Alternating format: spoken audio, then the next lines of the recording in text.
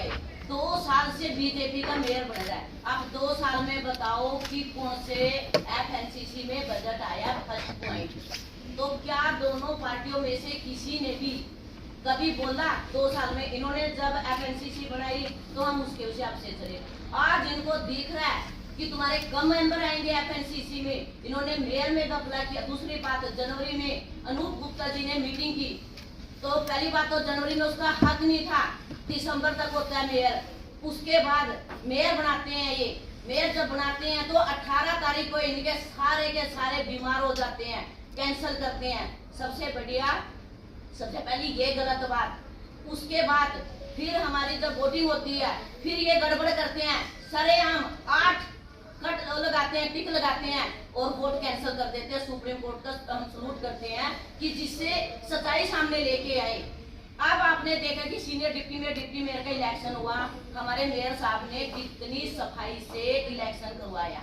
तो अब जब इन्हें दिखा कि 2024 का इलेक्शन है और तुम्हारी माटी टूटने वाली है, क्योंकि तुम साफ क्लियर चंडीगढ़ की जनता, क्या पूरे देश को पता है कि ये वोट चोर है।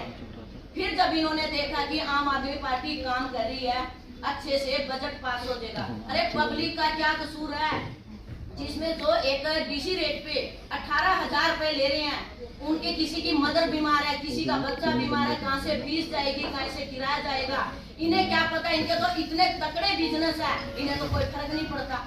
लेकिन चंडीगढ़ की जनता का कसूर क्या है? इन्हें पता है कि 7 तारीख को हम लोग हाउस रखा था हमने, उसमें हमारे बहुत अच्छे मुद्दे थे।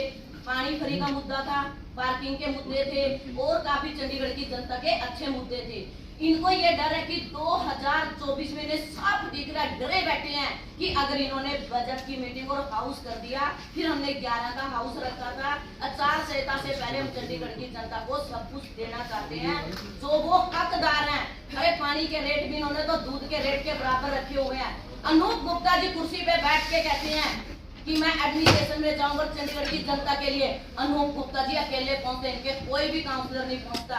पीछे की मीटिंग उठा के देखो, सबसे ज्यादा इनके सीनियर डिप्टी मेयर और इनके पार्षद अपने ही मेयर को नीचा दिखाते हुए नजर आएंगे। तो क्या चाहते हैं चंडीगढ़ की जनता से? क्या ये इनको शौक पड़ा? इनको शौक पड़ा? पहले वोट चोरी किया, फिर आज बजट चोरी कर रहे हैं। क्यों? हम 17 के 17 मेंबर बैठे हैं और हम चंडीगढ़ की जनता को इनको गुमराह नहीं करने देंगे। बाकी तो 2024 में इनको अपने आप ही पब्लिक दिखा देगी कि कब तक ये हर चीज की चोरी करते रहेंगे और कब तक ये दुनिया को गुमराह करते रहेंगे और कब तक चंडीगढ़ के सभी।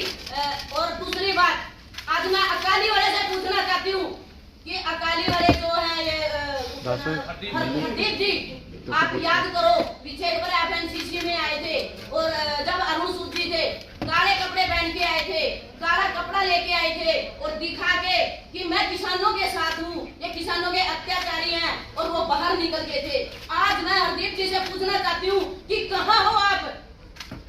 नंबर 1 पे स्टेटमेंट देते हैं ये कि मैं नोटे पे वोट दूंगा, कहाँ है उनका नोटा? दूसरी बार वो कहते हैं कि मैं बीजेपी को वोट नहीं दूंगा। फिर क्यों वोट देने आया? अपना स्टैंड क्लियर करे। एक साइकिल का स्टैंड भी या एक गिरगट भी होता है, उससे भी बढ़कर है। आज क्यों चंडीगढ़ की जनता को आज अकाली वाले जो लीडर हैं क्यों नहीं आए? वो कहते हैं ना कि गठबंधन ये वो है। अरे गठबंधन तो तुमने भी अकाली वालों ने सारी जगह किया था।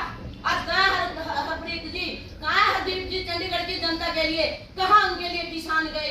आज पूरे किसान उन्हें दिखाई नहीं दे रहे। क्या उन्हें जो भी बीजेपी सरकार दिख रही है वो एक किसानों के हथियारे पता नहीं क्या क्या बोलते। अरे हरदीप अपना स्टैंड क्लियर करिए कि तू किसके साथ है। और आज मैं बीजेपी सरकार से भी पूछना चाहती हूँ कि चंडीगढ़ की जनता का क्या कसूर है?